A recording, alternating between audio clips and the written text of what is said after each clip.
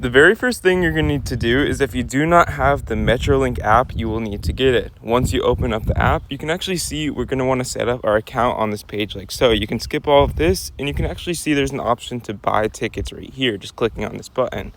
Once you click on this, you can actually search for the station where you actually want to start, your origin station, where you're actually going to get on the train, and then you can actually pick the location that you want to get off the train. Once doing that, you can actually see the ticket fares and the type of passes that you want to buy. Now, if you want a one-way ticket or a 5-day pass or just a single ticket down here or just multiple tickets, buying multiple tickets at once for multiple people, you can also do that on this page. But all you're going to need to do to buy a ticket is you simply click on the one that you are. If you're a senior student, you can get those discounts on this page. Or if you're getting a regular adult, you basically want to click on agree. And then you want to put in your email and password or create an account if you don't have one so you can successfully buy a ticket. Once you have created an account just using your email and name, you can actually see we can check out right here. You can actually just buy this with Apple Pay or add a card to this app right here if you would like to do so.